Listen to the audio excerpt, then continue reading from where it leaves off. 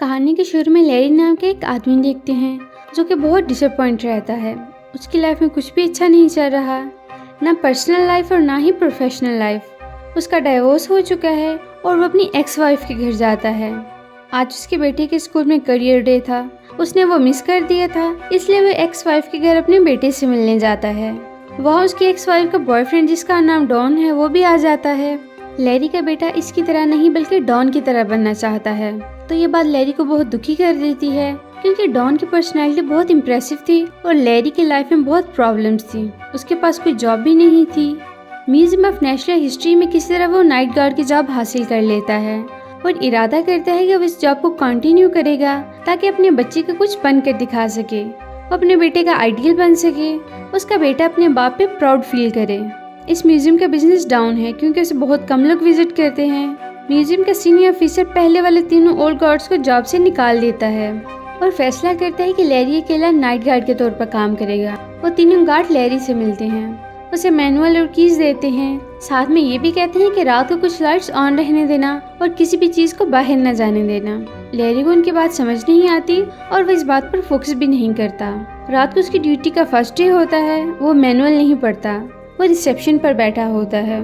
उसे यहाँ सारी चीजें बहुत अजीब लगती हैं। उसे किसी चीज की आवाज आती है, वो जाकर देखता है तो जहाँ डायनासोर का स्केलेटन पड़ा हुआ था अब वो अपनी जगह पर नहीं है। ये देखकर वो शॉक्ड हो जाता है कि कैसे कोई स्केलेटन मूव कर सकता है। वो थोड़ा आगे जाता है तो डायनासोर का स्केलेटन इसके पीछे आता है। उसे लगता है कि वो उस पर अटैक करेगा, लेकिन फिर उसे अंदाजा होता है कि वो उसे कुछ और कह रहा है। वो उसे मारना नहीं चाहता बल्कि कुछ और चाहता है। जब वो ओल्ड गार्ड का दिया हुआ मैनुअल रीड करता है तो उस पर लिखा होता है थ्रो द बोन। वो डायनासोर की तरफ बोन फेंकता है और वो खेलने लग जाता है। सेकंड रूल ये था कि अफ्रीकन मैमल्स को लॉक रखना वरना ये तुम्हें खा जाएंगी। वहाँ एक बंदर भी है जो बहुत शरारती है। वो अफ्रीकन मैमल्स के पास जाता है और देखता है कि वहाँ लायंस भी हैं जो खौफनाक लग रही हैं, जैसे वो उस पर अटैक करने वाले हों। जल्दी से भागकर वो डोर बंद करता है। वो लॉक लगाने वाला होता है तो देखता है कि कीज तो उसके पास नहीं है, कीज तो बंदर ने चुरा ली हैं। वो उस बंदे से कीज वापस मांगता है और वो उसका मजाक उड़ाता है। लैरी रिक्वेस्ट करता है कि कीज वापस करो और फिर वो वापस कर देता है और वो लाइंस को लॉक कर देता है। फिर वो देखता है कि म्यूजियम की बाकी चीजें भी जिंदा हैं। वहाँ का मॉल बहुत खौफनाक और डरावना लग रहा था। लैरी को वहाँ मिनिएचर्स भी नजर आते हैं जिनमें एंशिएंट रोम और माया सिविलाइजेशन की आर्मी आपस में फाइट कर रही है। माया सिविलाइजेशन का लीडर बहुत जालिम शख्स है और सब उससे भाग रहे हैं। वो ग्लास के पीछे एक कैद लड़की को देखता है। लैरी अब एक अफसानवी दुनिया में पहुंच चुका था। उसने ये सब कहानी और ड्रामों में देखा था। वो परेशान हो जाता है। तभी एंशिएंट रोम और ओल्ड वेस्ट की आर्मी लैरी पर अटैक करती है, लेकिन किसी तरह वो बच जाता है और एक आदमी घोड़े के पर बिठाकर उसे ले जाता है। घोड़े पर बैठा वो आदमी अमेरिका का 26 प्रेसिडेंट है, इसका नाम रोजबेल्ट है। वो लैरी को बताते हैं कि 1952 में इस म्यूजियम में एक इजिप्शियन फेरो की मम्मी को लाया गया। उसके साथ एक मैजिकल टैबलेट भी थी, इसी की वजह से ये सब हो रहा है। रात को सारी बेजान चीजें जानदार हो जाती हैं और बस सूरज निकलने से पहले तक। इसके बाद सारी चीजें फिर से बेजान हो जाती हैं। अगर सूरज निकलने से पहले कोई भी चीज म्यूजियम से बाहर आए और वह वापस न जाए तो वह धूल मिट्टी बनकर खत्म हो जाएगी। और यहाँ हर एक चीज बहुत कदीम और कीमती है, इसलिए तुम ख्याल रखना और जो भी तबाही हुई है सबको ठीक करो। लैरी देखता है कि ग्लास के पीछे जो लड़की कैद है रोजबेल्ट उसे पसंद करता है। वहाँ वही 3 ओल्ड गार्ड्स आते हैं। लैरी उनसे गुस्सा होता है कि तुम लोगों ने मुझे क्यों नहीं बताया कि रात को बेजान चीजें जिंदा हो जाती हैं। वो गुस्से में वहाँ से बाहर निकलता है और कहता है कि मैं दोबारा ये जॉब नहीं करूँगा। जब वो बाहर निकलता है तो उसे अपना बेटा डॉन के साथ नजर आता है। वो लैरी को उसकी जॉब पर कंग्रेचुलेट करते हैं। उसका बेटा उसे करियर डे के लिए फिर से इनवाइट करता है।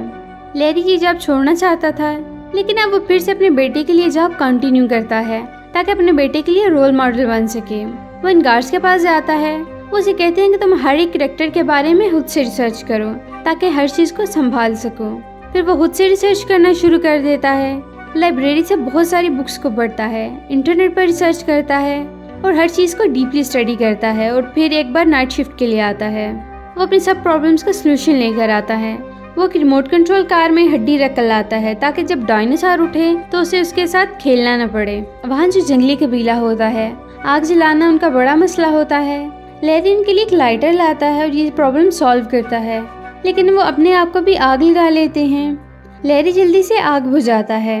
मंकी उसकी कीज उठा लेता है और भागकर विंडो ओपन करता है। ओल्ड वेस्ट और एंशिएंट रोम्स के दरमियान जंग होती है। लैरी सुलह करवाने की कोशिश करता है लेकिन नाकाम हो जाता है। फिर वो देखता है कि एक जंगली इंसान मंकी से कीज लेता है और विंडो से बाहर चला जाता है। लैरी उसे पकड़ने के लिए भागता है लेकिन वो इंसान बाहर जा चुका था। लैरी उसे आवाज देता है। अभी सूरज निकलता है और वो आदमी डस्ट में बदल जाता है। रोड पर धूल उठाने वाली गाड़ी आती है और उसकी धूल उठाकर चली जाती है। सुबह म्यूजियम का सीनियर ऑफिसर आता है। जब उसे पता चलता है कि रात को म्यूजियम में आग लगी थी तो वो लैरी को जॉब से निकाल देता है। उसी दिन लैरी का बेटा भी म्यूजियम में आता है। वो ये सब सुनकर दुखी हो जाता है। लैरी उसे परेशान नहीं देख सकता। वो सीनियर ऑफिसर के पास वापस जाता है और कहता है कि मुझे एक और मौका दें, मैं अपने काम को अच्छे से देख लूंगा।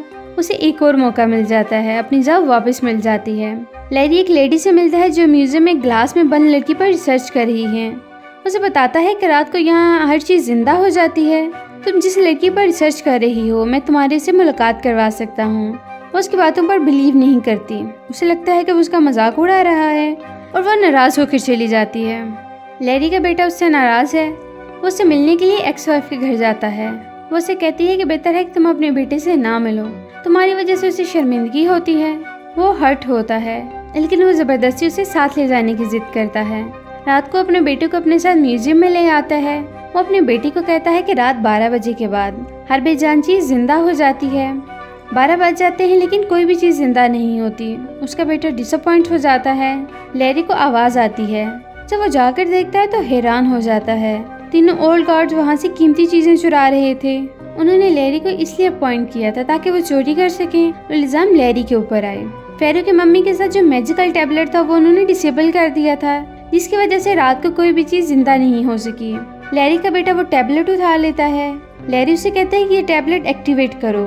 जैसे ही वो टैबलेट एक्टिवेट करता है वो गार्ड वहाँ से भागना शुरू कर देते हैं। 2 गार्ड्स को तो पकड़ लिया जाता है लेकिन तीसरा गार्ड टैबलेट लेकर भाग जाता है। वो अपनी गाड़ी में बैठकर भागने लगता है लेकिन गाड़ी का टायर पंक्चर हो जाता है। ये सब मिनिएचर ने किया था। वहाँ ग्लास वाली लड़की और रोजबेल्ट भी आ जाते हैं।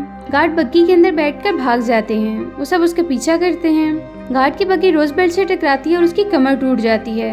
ग्लास वाली लड़की मेल्टेड वैक्स से उसकी कमर जोड़ देती है। गार्ड नेशनल पार्क में जाता है और लैरी उसके पीछे जाकर वो टैबलेट हासिल कर लेता है।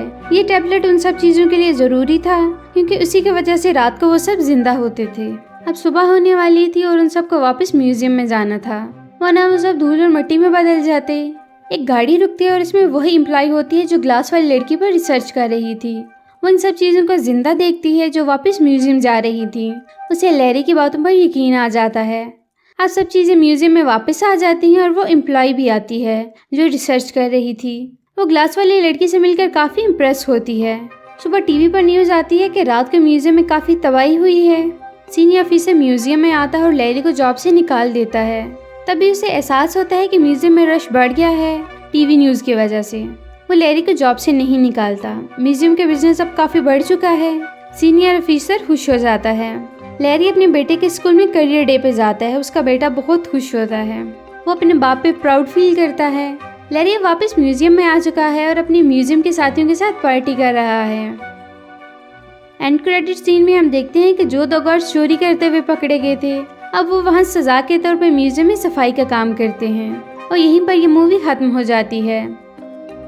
तो कैसी लगी आपको हमारी आज की वीडियो?